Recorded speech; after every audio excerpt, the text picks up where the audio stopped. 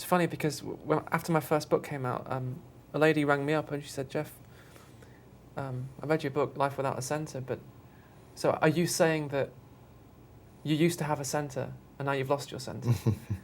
She said, well, I don't think I've lost my center yet. When, it's anything you say will be turned in, this will latch onto it and turn it into a goal, into something to get. I want life without a center. And the point was about that. Life already, I think I say this in either that book or another, life already has no center. Right. It already has there is no, it's almost like it, in the place where you once thought a person lived, in the place where you once believed a separate entity lived, so all you can really find when you look with fresh eyes, or however you want to say it, when you really look, all you can find is a space, is vastness, emptiness, nothing. Again, whatever words you want to use, consciousness. Some people like the word consciousness. Yeah. Some people like the word awareness. Some people like the word beingness. There is an aspect to this that I would say we would be remiss when you're talking about the unbelievable beauty of what's going on if we didn't mention, and that's this nothingness is sentient, it is intelligent, and it is love. So it's not actually nothing. And this is the trap. Okay, so this is a great point, because of course the moment you say nothingness, nothing, immediately that a picture arises. A picture arises, which is that's what we devoid of, whatever the picture is. Yeah. It's this blank, empty, cold, dry space that's devoid of life somehow, and that's a concept. Actually, it's another pointer. That, as they say in the Heart Sutra in Buddhism, emptiness is form. Emptiness is form. That, and again, this to the mind, this is a total paradox. So that, again, this isn't really about the words.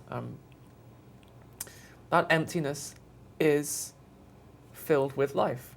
In the space where you once thought a separate solid person lived, all you can actually find now are sights, sounds, smells, present, always present. Sensory sights perceptions. And signs and feelings in the body, everything's Bodily included. sensations, Bodily sensations, thoughts arising, literally everything that's happening. In the place where you once thought a separate solid person lived, all you can actually find is life.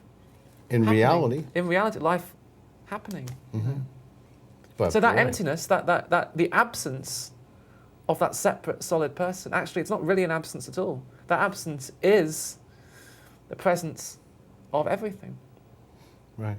That's why I call my new book An Extraordinary Absence. And at the end of the book, actually, I say that absence is identical with presence. And in fact, actually, it is identical with presence. It is. And it's only because you are absent that this can be at all, because there is nothing to block this out. That was always the illusion. There is nothing that can block this out anymore. And that there never was, actually.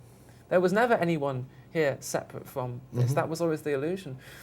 But so no word's going to capture it. You say there is no one, there is no person, right. There is no self, there is only it's not actually true. It's like nothing.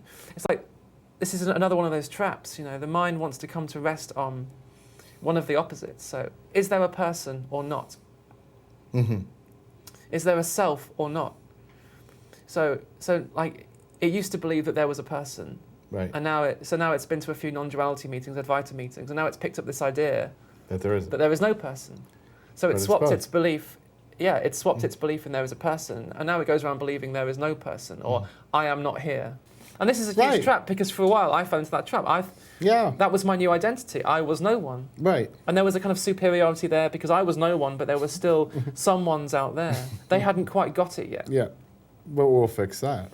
Yeah, of course it was my projection. It was my projection. Yeah. It's like I thought I was no one, and of course or no one thought that they were no one. I mean, I got very clever with language. You can get so clever with language, and so easily this becomes like a language game, But it was my projection. I thought I was no one, so I had to project out there that they were still someone's. You see, Otherwise, there's no way of knowing that I'm no one. You can't even know that. You can't even know that you're no one. You can't. No, that's the real freedom. Unbelievable amount of wisdom right there. You could just stop again right here. This whole element of projection to this thing. Yeah. Very interesting.